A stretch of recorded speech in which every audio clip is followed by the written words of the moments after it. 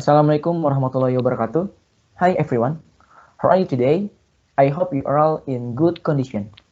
First of all, let me say thanks to Allah Subhanahu wa Ta'ala because with His grace we can gather in this discussion forum. Ladies and gentlemen, today's presentation is about the difference in work culture between Indonesia and Singapore. Before we start the presentation, allow me to introduce the team. I, Muhammad and Aflah as the moderator, as Will as the first speaker, then Wismaya Santoso as the second speaker, and Aprillia Ainun Rahmi as the third speaker. Okay, to shorten the time, let's head to the presentation session. Next.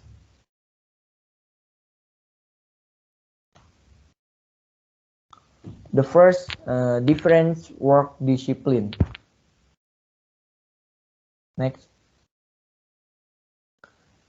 So what's the difference?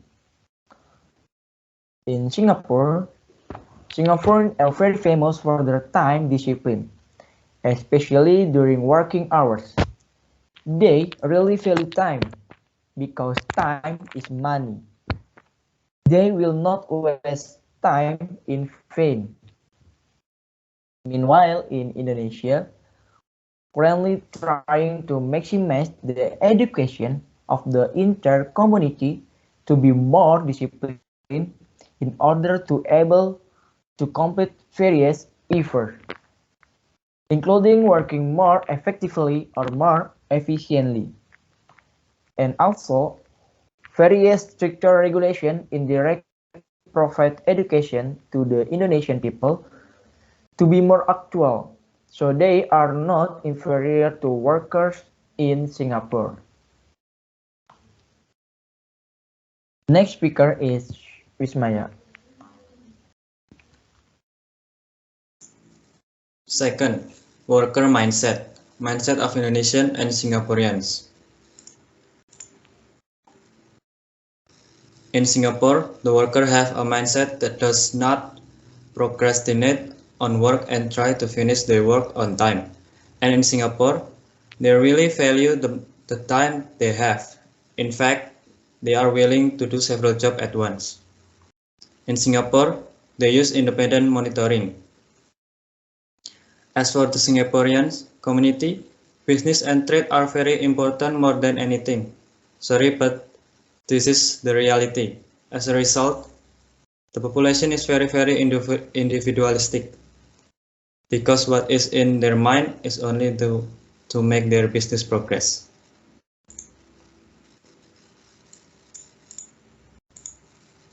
Meanwhile, in Indonesia, every company carries out various innovations to complete work on time and not delay. One way is by using monitoring to increase employees to complete their tasks. So, for the people of Indonesia, it is very important to maintain harmony and togetherness.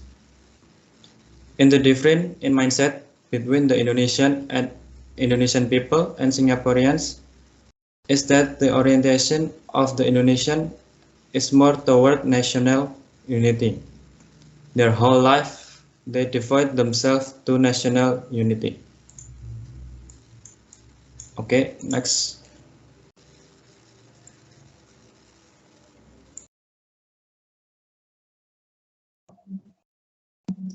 Okay, so the third one is work pattern. So we're going to show you the differences between Indonesia and Singapore. So the work pattern in Singapore is so different from the work pattern in Indonesia. The work pattern in Singapore is very strict and disciplined, especially the attitude of superiors with the employees. A boss will be more assertive and also often give warnings in front of the crowd if there are employees who made a mistake or maybe violated the rules that have been set by the company. The goal is to be used as learning for other employees and can also provide deterrent effect or violator of company regulations so that with a firm attitude and the provision of sanctions can make employees better at work. But uniquely, workers in Singapore never feel offended as long as they really make a mistake. Meanwhile, the work pattern in Indonesia already have an identity among the people, namely their polite and courteous attitude. They try to take care of each other's feelings for the sake of a harmonious work relationship. If there are workers who make mistakes, the boss will take an emotional approach to their employees so that their employees can be more open and can also improve their performance in the future. But there are also some companies that have the same firm attitude as those in Singapore. But this only happens in medium to high-end companies. So thank you so much.